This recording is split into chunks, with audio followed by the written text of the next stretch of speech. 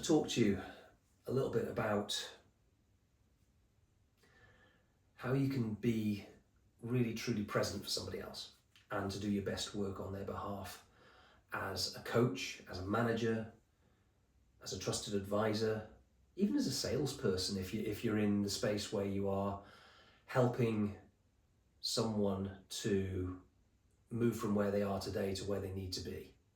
So in other words, if you're in transformational sales rather than transactional sales, so if you're not selling widgets, if you're selling something like a service that somebody really needs to buy into, and they also need to buy into you and have conviction that you're the person to help them solve their problems, then what I'm about to talk about can be truly powerful and useful for you.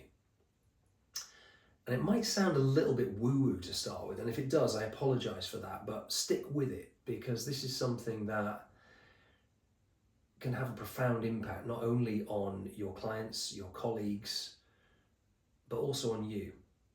Maybe even on people in your personal life, because this helps you to show up in a much more meaningful way for everybody you know. And this is where it starts to sound woo-woo, because it teaches you how to hold space for somebody. I did warn you. Sorry about that phraseology. I hate phrases like that. But unfortunately, I can't think of a better one. It's about being really, truly present for somebody. And this dates back to when I first started learning how to do coaching and training formally, which is about 8 years ago now. And it was building on lots and lots of work I'd done in management training and sales training and so forth over many, many years, a relatively long career in, well, helping people to be the best that they can be, empowering people, which is really what the management journey in particular is all about. And coaching in one form or another is utterly vital as a skill set. You cannot effectively manage somebody else and be a good manager for them unless you know how to coach at a level.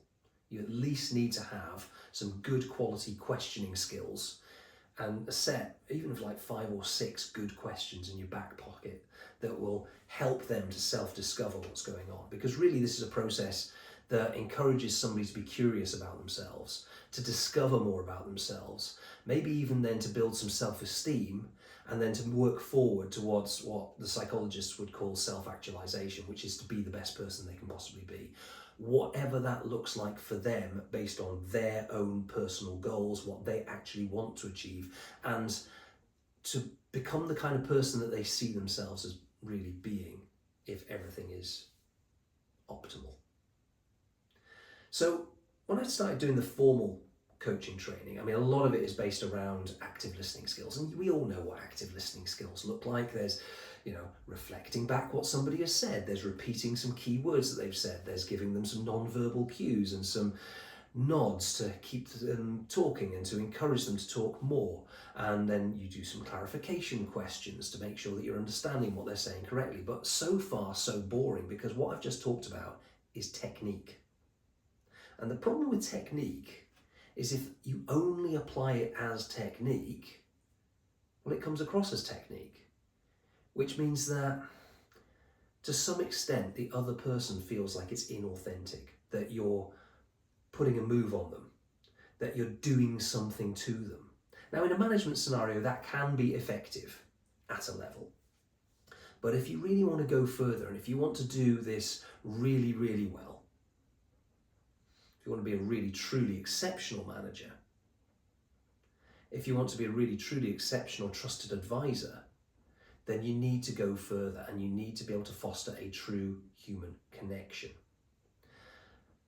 And that means that you need to learn how to be really present with somebody else. Now, when I was first learning coaching, so I could say 7, 8 years ago, something like that, it occurred to me that there was more to this active listening than simply the technique, that actually what we needed was a mindset and even a level of physicality that would go along with it, because really good empathetic active listening is a whole body experience. It's not just using your ears, it's using every part of you to sense what's going on with the other person. And that means that you are really present with them, that you are really empathizing with them. And it occurred to me that the work of Mihai Csikszentmihalyi, who came up with this idea of working in a flow state. Might be really relevant here, because if you've ever come across what a flow state actually is, it's usually used to talk about a state for optimal productivity, because what you're talking about here is where you absorb yourself into a task so completely that all your sense of time passing, of the external world, to some extent kind of melts away. That everything except the task disappears. It's just you are one with the task, that you have absorbed yourself into it. And sometimes, you come back to your sense of self-awareness many hours later, and you realize that you've produced an enormous amount of really quite good, coherent, deep work. And you almost can't even remember how you did some of it, because you were so absorbed in it.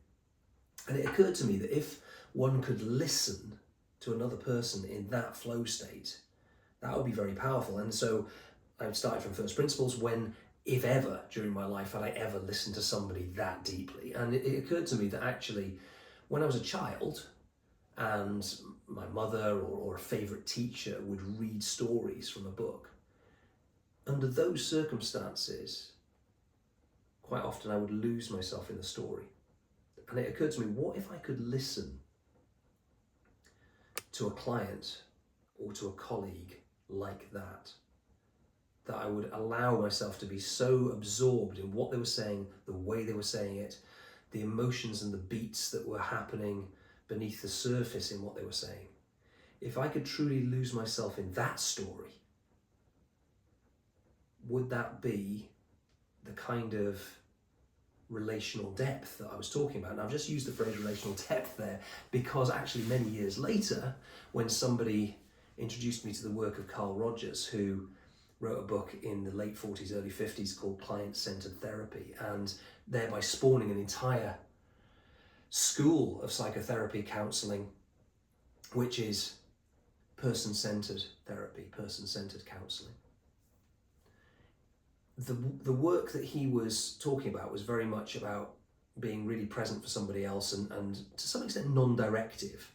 But by listening to them and asking them the questions that you need to ask, you take them on this journey of self-curiosity to self-discovery to self-esteem to self-actualisation, exactly the one that I've just talked about. And where I had put myself into this mindset, and when I'd had any level of success with it, it was because I built myself up some triggers and cues to put myself back into that childhood state where I was listening to a story. Are you sitting comfortably? Then I'll begin. That was the kind of mindset trigger that I was using in my head. But Rogers, or at least some of the people who followed Rogers, Dave Mearns and Mick Cooper in particular, have referred to this in their work. There's a wonderful little acronym which is presence, very appropriately enough, because this is about being truly present with somebody. And the first part of the acronym almost goes through the steps that you would expect to go through if you were trying to enter into a meditative state, which is actually really appropriate because there's a lot in common between the state of meditation and what is necessary to enter into a flow state of active listening. So the P is for pause, which is to pause and to concentrate on your breathing, very much like you would do if you were about to start a meditative state. R is to relax, so you relax all your muscles, you relax your body. E is to empty your mind, so stop thinking. If a thought bounces through your brain, you just acknowledge that it's there, but you don't pursue it. So you truly empty your mind. Like I said, if you've ever tried meditation, this will sound really familiar to you. S then is to sense. So sense is about your physicality. It's about your physical emotions, to be aware of what's going on in your body. And then E is to expand your awareness to your immediate surroundings. N is then to notice what's true for you in the moment. And C is to then center yourself and be truly calm. Before E, the final E, is to extend your awareness out towards your client or your employee, or even your prospective client if you're in a trusted advisor selling situation. And all of this mindset stuff, this physicality stuff, this being prepared to listen in a truly active way is complementary to the 3 core principles of a person-centered approach.